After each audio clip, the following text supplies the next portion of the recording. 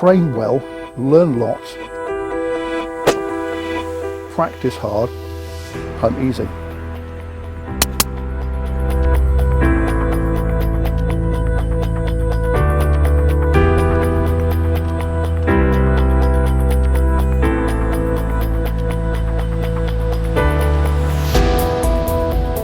Robert, welcome. So how have we ended up here, looking at a bench with a top-end military tactical rifle, a really nice sporting rifle, and we're going to be comparing them? How's it come about? We sort of fell into this project on the behest of a customer of ours who said the rifle is not fit for purpose. So I thought, let's go back to the drawing board, pick up the M12 as it was tested. It was very, very precise, and see if we can stretch this leg and see if we can compare it to something really unfair, and see if it holds up, and see how far we can stretch the legs of this little rifle against a military tactical rifle, and see when it runs out of leg. Okay, you got the advantage of me slightly on the story, but as far as I understand it, someone's been supplied with an M12. They then decided that they want to shoot it at very long range, so we're talking 800, 1,000 meters plus. Is this correct? Yes. Okay, and they came back and said they couldn't dial it far enough. For us, the M12 was never more than an affordable Mauser. Yeah, so yeah. we always assumed we tested it at factory within the normal remit, out to 300-400 yards, Yeah. as you would do with a hunting rifle. And all of a sudden you get a phone call from somebody who says it's not fit for purpose. Yeah. All the alarm bells start ringing, and how dare you question our ability to make a good rifle? Yeah, so that's the first reaction that you get. I know you, I wouldn't say that to you. It's what we obviously didn't think of, that somebody would want to take it out to that range, because usually when you're thinking those ranges, you're thinking something like this, not that.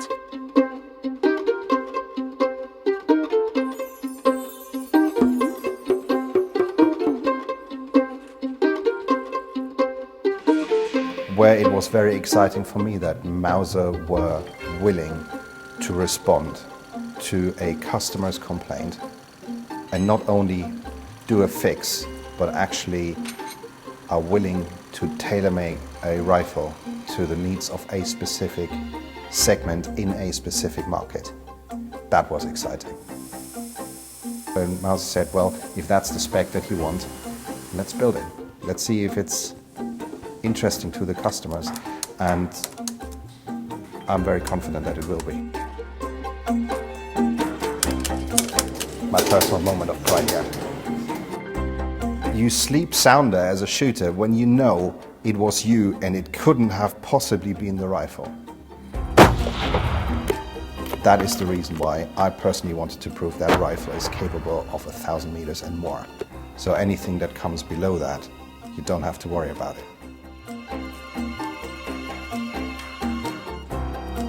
Mauser will be one of the first companies, I think, to say, look, here's a hunting rifle, buy it from our company. Oh, incidentally, you're going to find you can shoot it at 800, 1,000, maybe 1,200 meters, caliber dependent. They've actually added this rail. This is a prototype rail. What it's effectively doing is changing the scope from being straight over the top of the rifle, and it's actually creating that effect.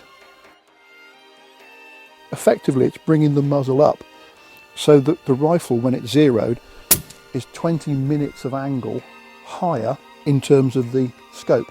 So you're gaining at least one turn of a turret, sometimes 2 or 3. We've got a lot of due diligence to do on a shot like this to be able to be sure of hitting the quarry, which is our main objective, and then to be reasonably certain of being close or on the target. The temperature is 11 degrees Celsius today. This matters. For every 1 degree Celsius change, there's a click in elevation change. Both rifles are going to take a bit of a wind kicking.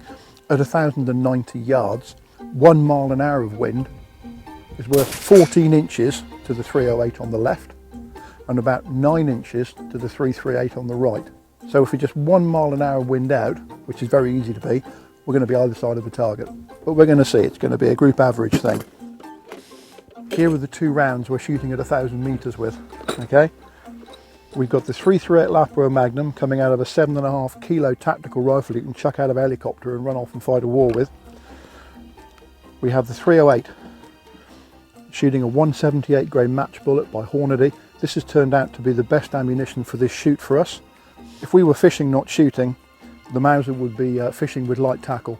You know, this is going after a marlin with a 30-pound line, a small hook and a light rod. Robert, fancy a shoot? Okay, Robert. Spotting.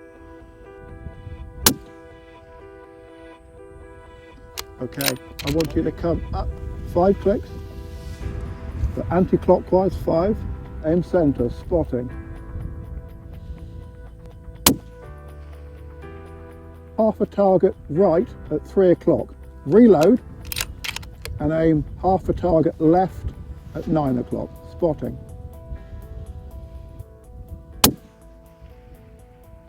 Hit. Reload. I want you to aim 3/4 of a target left at 10 o'clock, spotting.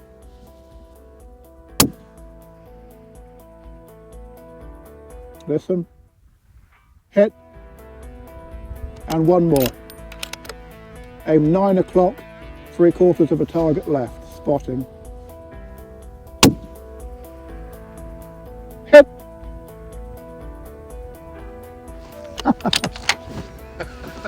Boom. Now, you wanted to make a 1,000-metre stalking rifle, didn't you? Yes, I did. Well, you lunatic, you've done it.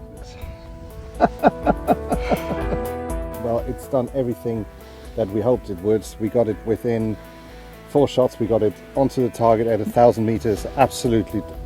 We were on the third shot, on the third and you shot. hit it 3, 4, and 5. And 5. Which I think is consistent.